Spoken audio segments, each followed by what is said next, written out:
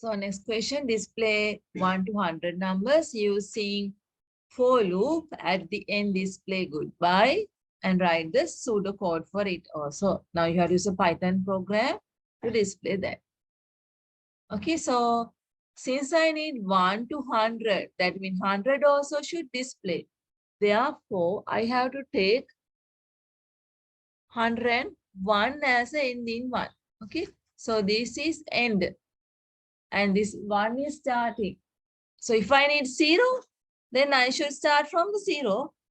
Okay, now I am adding as the 0. So start 4x in range, open bracket, 1 means starting number, ending mean 1 before the last one we are going to take. That means since I need 100, I am displaying the 101. Close bracket, colon, print x. You should print this you have to print there goodbye. I just put here the number is not in range. So in your coding, there should be the goodbye. And you better write only the pseudocode for this practical. Begin for x equal 1 to 100, print x, then next x, print number is not in range. So this next x also we can give the indentation, but it is not much important.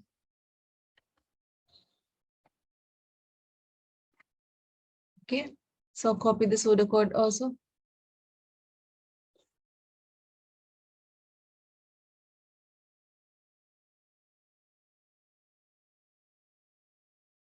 So next question, display the numbers from 200 to 300 using for loop. And at the end, I didn't mention goodbye. So just only 200 to 300. How to start the coding? Starting should be 200. Ending should be 301. Okay. So now look at 4x in range 200, comma, within bracket 200, comma 301. Then close the bracket, colon, print x. So you will get 200 to 300 because we have the 301. And another thing, we can't write everything one by one. It's better to write 2 lines, then put 3 dots and keep the ending one. So now look at the pseudocode. Begin for x 200 to 300, print x, then take the next x. Next x we can write x equal x plus 1 also. Both are same. We can write in wording next x, or else we can display x equal x plus 1. Write the code and the pseudocode. When you're free, you can draw the flow chart and the hand trace table at home as homework. Just one more practical for us to complete. Okay. So next question. Now look at create Python program to print numbers 1 to 10 using for loop by incrementing 2. So that means earlier we used 1 by 1 incrementing. So now we are going to use increment by 2. That means now can you see the 4x I in range? 1 means starting number. Okay. Then you have the 11, that is the ending portion. Then gap is 2. Okay. So then print x, print goodbye. So begin for x equal 1 to 10, print x, x equal x plus 2, print goodbye, then end. So we are going to add 2 for each one. So first we have the 1, then 1 plus 2, we get the 3. Then check the 3, yes, lesser than 10. Then print the 3 and then 3 plus 2, 5. Likewise, keep on repeating 9.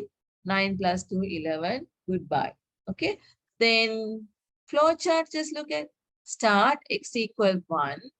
Is x lesser than 10? Or else we can write is x lesser than 11?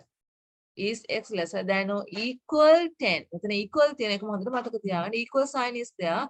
Is x lesser than equal 10? Then if it is true, keep on repeating by adding 2 until it is equal to 10. So once it equal to 10, not equal to or lesser than 10, that means false side, print the goodbye. Okay, so you have to draw the flow chart also. And hand raise table, flow chart, pseudocode. Okay, start coding this one quickly. We'll take hand trace table as homework. Flowchart and pseudocode, you must complete it now. If lesser than or equal 10 mean, you can mention x is lesser than 11 even. Okay, both correct. X lesser than 11, that means 10 also coming, but 11 is not coming.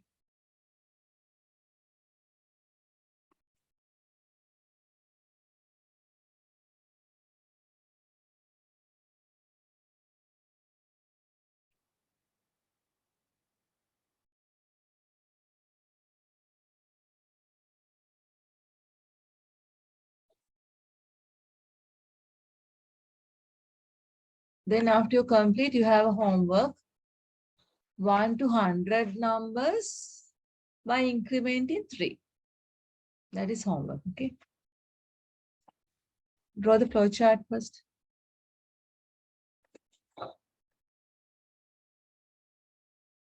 Okay, you have homework. So display 1 to 100 by incrementing 3. By incrementing 3, write Python program, pseudocode, flowchart, and hand trace table.